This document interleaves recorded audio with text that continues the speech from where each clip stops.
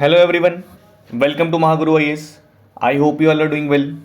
आज के हमारे करंट अफेयर्स के सेशन में हम हमारे द हिंदू का इंपॉर्टेंट एडिटोरियल डिस्कस करेंगे। ठीक है, जो बेसिकली आज का जो हमारे एडिटोरियल है वो हमारे इंडियन ओशियन, बेसिकली जो हमारा समंदर है इंडिया के दसने से उसको इंडियन ओशन, उससे लिंक्ड करके आया है कि हम हमारी जो ब्लू इकोनॉमी का जो स्ट्रक्चर है उसके ऊपर क्या बात कर सकते हैं और उसको कैसे इंप्रूव कर सकते हैं। ठीक है, हम आज के टॉपिक में हमारी क्लास में ब्लू इकोनॉमी का कंसेप्ट समझेंगे, मेंस के लिए कैसे सिग्निफिकेंट है, और हमको एक कंसेप्चुअल क्लैरिटी और बाकी पेपर के साथ अगर इंटरलिंकेज चाहिए तो हम उसके साथ कैसे वो अचीव कर पाएंगे। अगर हम सबसे पहले बात करें ये अभी न्यूज़ में क्यों आया, न्यूज़ में बेसिकली ये ऐसा नहीं है कि एकदम से इसको कुछ हो गया तो न्यूज़ में आ गया। ये बहुत रेपिटेटिव टाइम से चल रहा है, बहुत साल से चल रहा है। जो ब्लू इकोनॉमी का कंसेप्ट है आपने करंट अफेयर में पढ़ा होगा, आपने अपनी स्टैटिक की बुक्स में भी पढ़ा होगा, अपने टीचर्स के मुंह से भी सब वर्ड सुने होंगे। जब हम इन्वायरमेंट रिवाइज करते हैं उसमें भी ये सब पढ़ते हैं, है ना। तो जो ब्लू इकोनॉमी का कंसेप्ट है उसको जो विकसित भारत बाय 2047 का जो हमारा गोल है गवर्नमेंट ऑफ इंडिया का, इकोनॉमिक ग्रोथ अचीव करने के लिए उसको एक बहुत ही मेजर पिलर काउंट करा जा रहा है। ठीक है, किसको? ब्लू इकोनॉमी को। बट ये चीज़ समझने के लिए कि ये कैसे इंपैक्ट करेगा, कैसे इकोनॉमिक ग्रोथ में हेल्प करेगा, वो चीज़ जानने के लिए हमको ब्लू इकोनॉमी के बारे में पहले पता होना चाहिए। उसके डायमेंशंस क्या है, उसकी डेफिनेशन क्या है। सबसे पहले what is a blue economy? Blue economy है क्या? ब्लू इकोनॉमी वर्ल्ड बैंक ने कैसे डिफाइन करा है? वर्ल्ड बैंक ने बोला है जो sustainable development of ocean resources for economic growth. Very important point, ये डेफिनेशन आपको सेम टू सेम यूज करके आनी है। वर्ल्ड बैंक ने क्या बोला है? जो हमारे समंदर में जितने भी रिसोर्सेज हैं उनको हम ऐसे कैसे तरीके से सस्टेनेबल डेवलपमेंट, मतलब ऐसे तरीके से यूज़ करा जाए ताकि जो रिसोर्स है कम से कम एक्सप्लॉइट हो, उसको जो बेनिफिट है वो हमको मिले, बट आने वाली जनरेशन के लिए भी उसका नुकसान ना हो, और साथ ही साथ वो इकोनॉमिक ग्रोथ में कैसे कंट्रीब्यूट कर पाए। ठीक है, और इंप्रूव्ड लाइवलीहुड, लोगों की जो रोज़मर्रा की ज़िंदगी उसमें कैसे इंप्रूवमेंट कर सकते हैं और लोगों की जॉब्स में कैसे इंप्रूवमेंट कर सकते हैं। साथ ही साथ जो ओशन इकोसिस्टम की जो हेल्थ है वो भी कॉम्प्रोमाइज़ नहीं होनी चाहिए। ठीक है, ये एक बेसिक जो वर्ल्ड बैंक ने हमारी ब्लू इकोनॉमी की डेफिनेशन दी है हम उसकी बात कर रहे हैं। ठीक है, जो ब्लू इकोनॉमी का कंसेप्ट है ये सबसे पहले किसने दिया था? 2010 में एक बुक लिखी गई थी। बुक का नाम क्या था? The blue economy 10 years 100 innovation and 100 million jobs. ये किसने लिखी थी? गुंतुर पॉली। ये आपको बस एक थोड़ा रेफरेंस के लिए, आपके नॉलेज के लिए पता होना जरूरी है। आप अपने आंसर में भी यूज कर सकते हो इंट्रोडक्शन में कि the term blue economy was given by Gunter Pauli in 2010। ठीक है, ऐसे करके डेफिनेशन के साथ आपको ऑब्वियसली अगर आपको किसी कंसेप्ट की डेप्थ के बारे में पता है, उसकी बेसिक फंडामेंटल के बारे में पता है, तो एग्जामिनर वो चीज़ देखता है, परखता है और उस हिसाब से आपको मार्क्स भी मिलते हैं। ठीक है, उसके बाद अगर हम बात करें कि इसका वर्ल्ड इकोनॉमी के लिए क्या पोटेंशियल है, जो हमारे ओशंस हैं वो ऑलमोस्ट हमारी ग्लोबल जीडीपी का 3 से 4% जो हिस्सा है वो कंट्रीब्यूट करते हैं, और ऑलमोस्ट जो हमारा 80% के ऊपर का जो इंटरनेशनल गुड्स का जो ट्रांसपोर्टेशन है वो हमारे ओशियन, हमारे जो समंदर है, Indian ocean, sues canal, Pacific ocean, यहाँ से होके गुजरता है। ठीक है, और यूनाइटेड नेशन इसकी इंपॉर्टेंस को समझते हुए जो हमारा 2021 से जो 2030 का टाइम पीरियड है उसको UN decade of ocean science for sustainable development declare करा है। क्या करा है? UN decade of ocean science for sustainable development. United nation ने 2021 से 2030 तक इसको, ये स्पेसिफिकली इसकी इंपॉर्टेंस को देखते हुए इसको ये पूरा जो टाइम पीरियड है डिक्लेयर करा गया है। ठीक है, उसके बाद अगर हम हमारे इंडिया में स्पेसिफिकली बात करें कि जो ब्लू इकोनॉमी का जो एक्सटेंट है वो इंडिया में कैसे है, अगर आपको पता हो इंडिया की जो भी 8% कोस्ट लाइन है, जो रिवाइज्ड कोस्ट लाइन है, वो मोर देन 11,000 किलोमीटर है। पहले 7,000 कुछ आसपास की हुआ करती थी, फिर बाद में अभी 1-1.5 साल पहले इसको रिवाइज करके ऑलमोस्ट 11,000 किलोमीटर के आसपास की हमारी जो कोस्ट लाइन है। ठीक है, इसमें 9 स्टेट्स आती हैं। इंडिया के पास अपना खुद का जो एक्सक्लूसिव इकोनॉमिक जोन है उसका जो 2.2 मिलियन स्क्वायर किलोमीटर के आसपास का उसका एरिया है। तो जो इंडिया की ब्लू इकोनॉमी है वो बहुत बड़े लेवल पे कंट्रीब्यूट कर सकती है, क्योंकि इंडिया तीनों तरफ से पानी में घिरा हुआ है। इंडिया के पास अपना एक्सक्लूसिव जोन है और बहुत बड़े उसमें एरिया में इंडिया के पास अपना खुद का एरिया है, जिसके चलते जो ब्लू इकोनॉमी की कॉन्ट्रीब्यूशन है वो ऑलमोस्ट हमारी जीडीपी की 4% के आसपास की है। ठीक है, और ये एस्टिमेट करा जा रहा है कि जैसे जैसे टाइम बढ़ेगा, जैसे जैसे मंथ्स बढ़ेंगे, जैसे जैसे ईयर्स बढ़ेंगे, वैसे वैसे जो इसकी कंट्रीब्यूशन है वो इंक्रीज होती रहेगी। ठीक है, ये हमने बात करी कि हमारा जो ब्लू इकोनॉमी का कंसेप्ट है वो आया कहाँ से, क्या एक्सटेंट है, किसने दिया।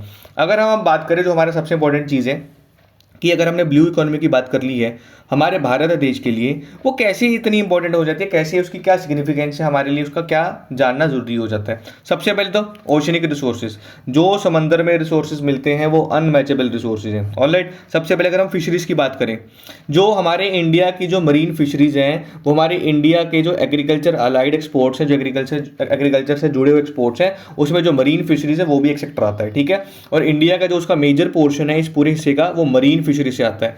इंडिया ने 2019 से 20 के टाइम पीरियड में 3.7 मिलियन जो हमारे मेट्रिक टन में अगर हम काउंट करें MMT मिलियन मेट्रिक टन में मरीन फिशरीज की प्रोडक्शन करी है 2019 और 2020 में। ठीक है, उसके बाद अगर हम हमारे समंदर में रेयर अर्थ मेटल्स की बात करें, जो इंडिया के कॉन्टिनेंटल मार्जिन है, लेट्स से ये इंडिया की बाउंड्री है, जो इंडिया की जो कॉन्टिनेंटल मार्जिन है, इन एरियाज में इंडिया के पास बहुत अच्छी वैरायटी में हैवी और रेयर अर्थ मिनरल्स मौजूद हैं, जैसे कि इल्मेनाइट, मैग्नेटाइट, मोनाजाइट, जिरकॉन और रूटाइल। ये जो बेसिकली ऐसी चीज़ें हैं जो हमारी कोस्टल उसमें बहुत बड़े लेवल पे इन्वॉल्व हैं। ठीक है, उसके बाद हमारे आते हैं हाइड्रोकार्बन्स।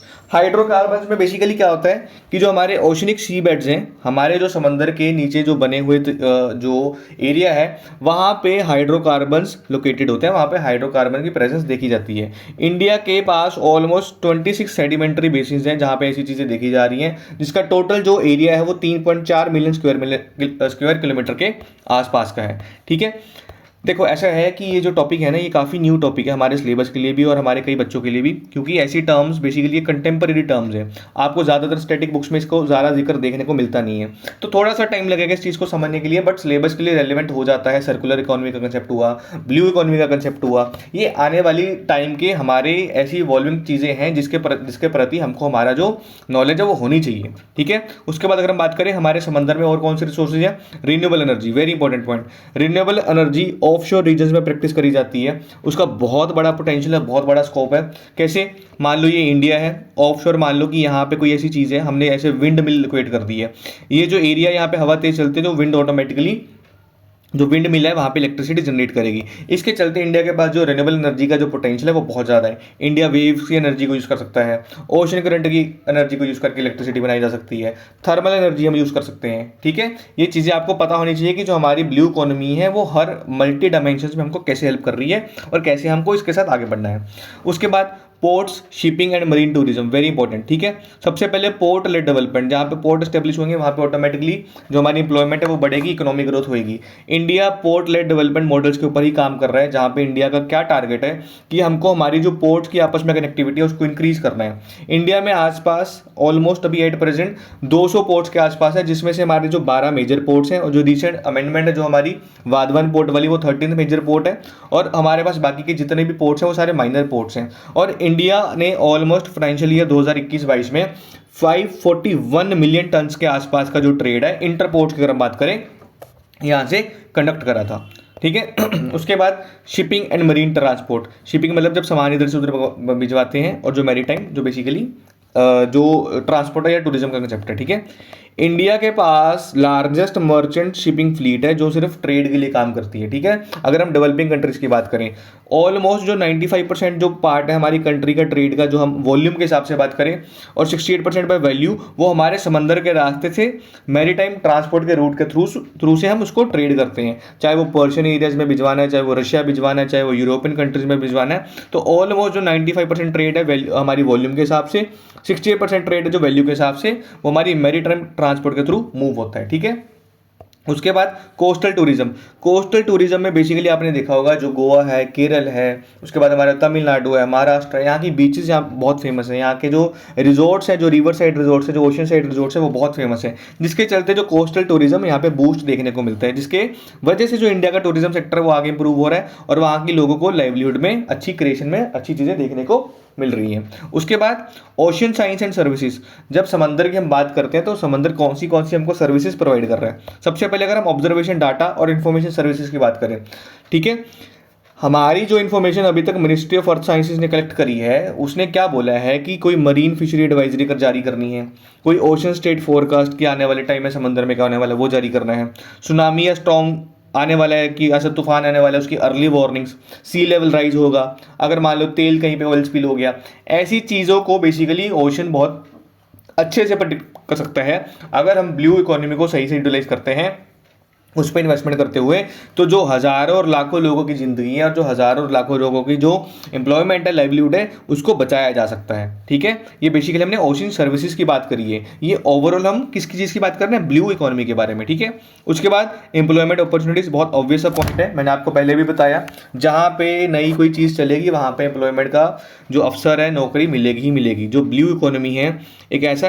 एवेन्यू, एक ऐसा एरिया प्रोवाइड करती है जहाँ पे लोगों को रोजगार मिल रहा है, खास करके यूथ पॉपुलेशन को। ठीक है, अगर हम एग्जांपल की बात करें, फिशिंग और एक्वाकल्चर में, मरीन टूरिज्म में और शिप बिल्डिंग में, आज से 5 साल पहले जो लेवल हुआ करता था एम्प्लॉयमेंट का, अभी उस 8% डबल है। और खास करके उसका जो मेजोरिटी पोर्शन है वो कौन है, वो यूथ है, जो युवा लोग काम कर रहे हैं। ठीक है, ये तो बात हो गई कि पूरी जो ब्लू इकोनॉमी की हमारे इंडिया के लिए क्या सिग्निफिकेंस है। अगर हम बात करें गवर्नमेंट इस चीज़ को आगे बढ़ाने के लिए, इस चीज़ के ऊपर काम करने के लिए ऐसी क्या चीज़ करी जा रही है कि जो गवर्नमेंट के इनिशिएटिव्स है तो ब्लू इकोनॉमी को और इंक्रीज करेंगे, बूस्ट करेंगे। सबसे पहले सागरमाला प्रोजेक्ट।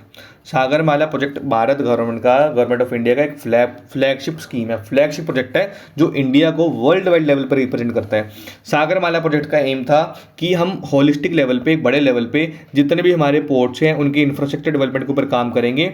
जो हमारी ऑलमोस्ट अभी एट प्रेजेंट 11,000 किलोमीटर के आसपास की जो कोस्ट लाइन है उसको मॉडर्नाइज तरीके से बनाएंगे, मैकेनाइजेशन करेंगे उसमें, और उसको डिजिटलाइजेशन तरीके से बनाने की प्रयास करेंगे। ठीक है, ये जो सारे प्रोजेक्ट्स हैं ये कोस्टल इंफ्रास्ट्रक्चर डेवलपमेंट के ऊपर काम करते हैं, कम्युनिटी डेवलपमेंट के ऊपर काम करते हैं और कोस्टल टूरिज्म को बूस्ट करने के लिए काम करते हैं। ठीक है, तो सागरमाला नाम से याद रखना है, सागर के हमारे पोर्ट्स जितने भी सिचुएटेड है वहां पे आसपास, उनको आपस में जोड़ा जाएगा और उसको डेवलपमेंट के लिए आगे लेके जाया जाएगा। फिर integrated coastal zone management plan. Government को पता है, हर किसी को पता है, जहाँ पे रिसोर्सेज मिलते हैं वहाँ पे सबसे ज़्यादा पोल्यूशन भी होगा, करप्शन भी होगा, तो उसको मैनेज करना जरूरी हो जाता है। तो गवर्नमेंट ऑफ इंडिया ने integrated coastal zone management plan create करा हुआ है। ये एक ऐसा प्रोसेस है जो कोस्टल जो हमारे यहाँ एरिया है, जो हमारी कोस्ट है, उसको एक इंटीग्रेटेड अप्रोच के साथ मैनेज करने की बात करी गई है, ताकि जो हमारा सस्टेनेबल मैनेजमेंट का गोल है कोस्टल रीजन को लेकर, ताकि वहाँ पे कभी पोल्यूशन ना हो, जो रिसोर्स यूटिलाइज करने वो भी होते रहे और किसी को नुकसान भी ना हो। ठीक है, उसके बाद deep ocean mission, very very important point, ये मिनिस्ट्री ऑफ अर्थ साइंसेज का मिशन, इसको याद कर लो। ठीक है, किसका है, मिनिस्ट्री ऑफ अर्थ साइंसेज का मिशन है।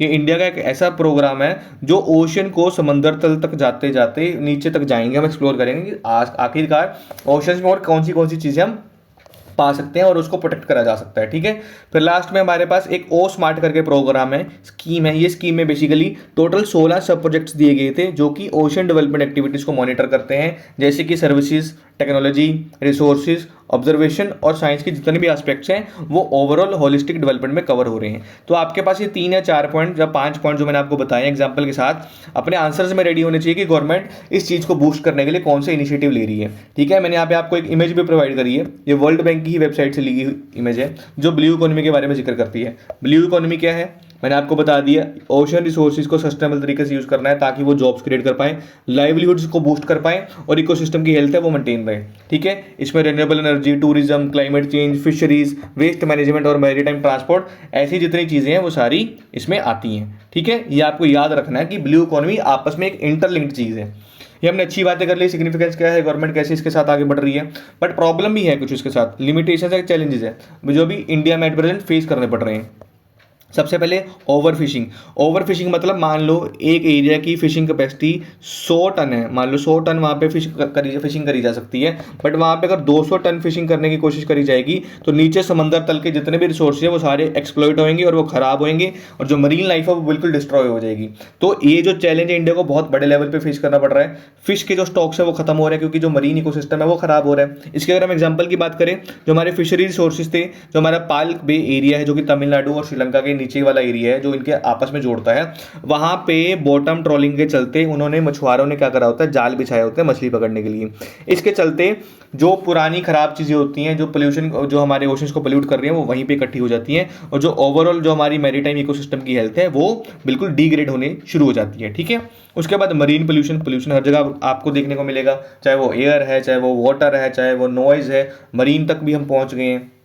ऑयल स्पिल्स, प्लास्टिक फेंका जा रहा है, जो इंडस्ट्री से बचा कुचा जितना जितना भी एफ्लुएंट है, जो बाय प्रोडक्ट्स हैं वो समंदर में फेंके जा रहे हैं। ये ओवरऑल मरीन इकोसिस्टम को खराब कर रहे हैं और हमारी पूरी ब्लू इकोनॉमी जिसको हम यूटिलाइज करने का आगे वे सोच रहे हैं उसको हम उल्टा और ख़राब कर रहे हैं। एग्जाम्पल की बात करें, अभी सबसे recently Chennai originating basically Chennai के आसपास यहाँ पे समंदर में ऑयल स्पिल हो गया था। ऑयल स्पिल मतलब जो तेल के टंकर होते हैं उनमें से तेल गिर गया था। जब आपको पता है, हमने बेसिक साइंस में भी पढ़ा है, अगर ये समंदर है और समंदर के ऊपर अगर ऑयल गिर गया है तो ऑयल नीचे नहीं जाएगा क्योंकि ऑयल की डेंसिटी ज़्यादा होती है, तो जो ऑयल है वो वाटर के ऊपर सेटल हो जाएगा।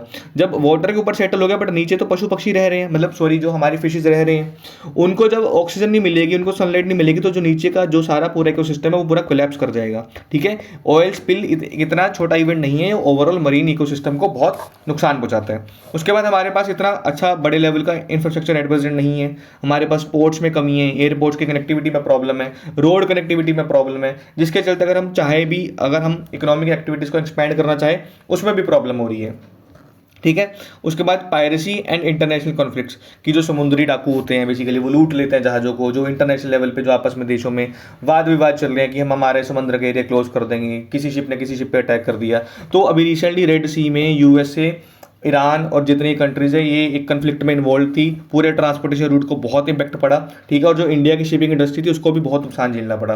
और रिसेंटली इंडिया और श्रीलंका का जो फिशिंग कन्फ्लिक्ट है वो इतने सालों से चलता आ रहा है। इंडिया श्रीलंका के मछुआरे पकड़ लेता है, श्रीलंका तमिलनाडु जो इंडिया से बिलोंग करते हैं वो मछुआरे को पकड़ लेते हैं। ठीक है, तो आपस में इनमें सेटलमेंट चलती रहती है, but it's a very conflicting situation की यहाँ पे लड़ाई हमेशा चलती ही रहती है किसी ना किसी बात से, क्योंकि प्रॉब्लम ये है कि जो ओशंस हैं वो अनक्लेम्ड टेरिटरी में आते हैं।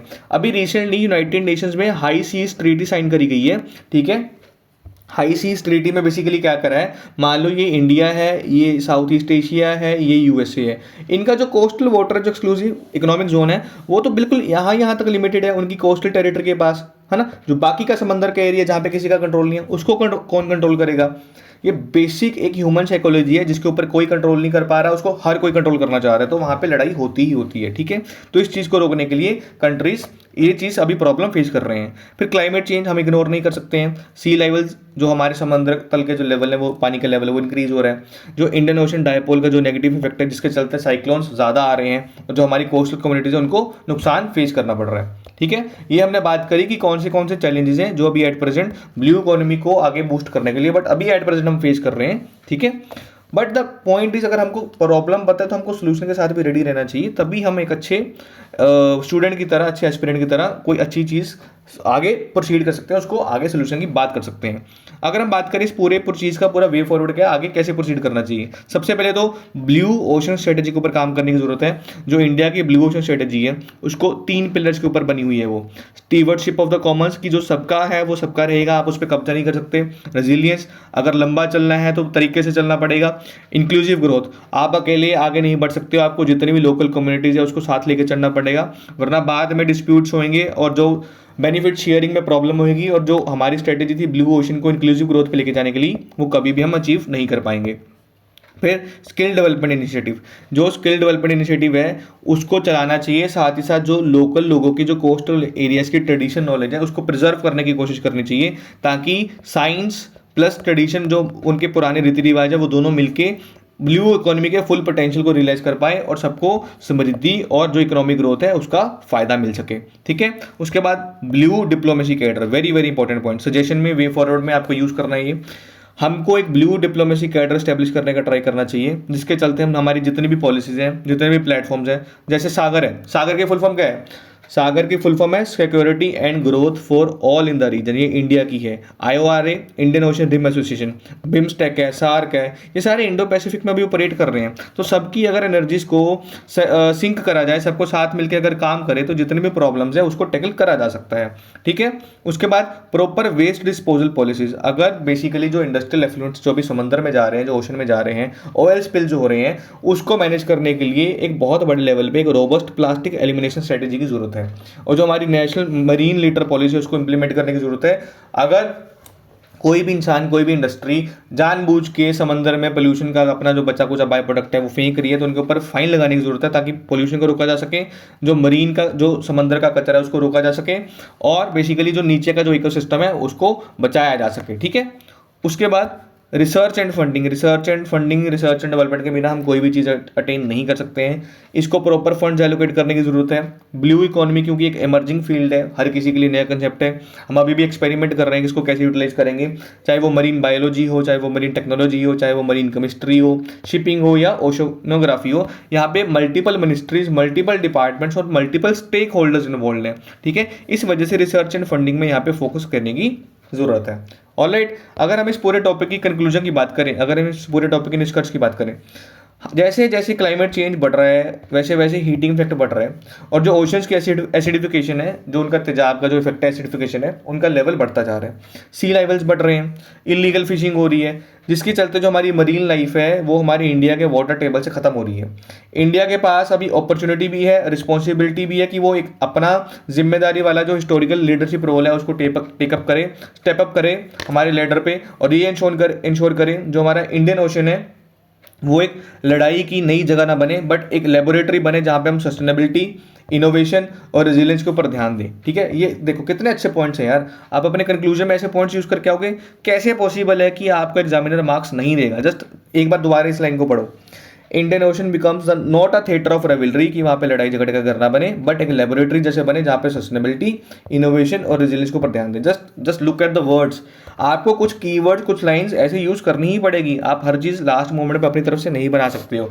इस क्लास का, इस पीडीएफ का जो बेसिक फंडामेंटल कंसेप्ट है वो यही है कि आपको हेल्प मिले सोचने में, हर चीज़ बेसिकली जो इंपॉर्टेंट है, कहीं ऐसा ना हो कि आप कुछ मिस कर दे, कुछ छोड़ दो। Alright, this was all about blue economy. I hope you got my point. Thank you so much.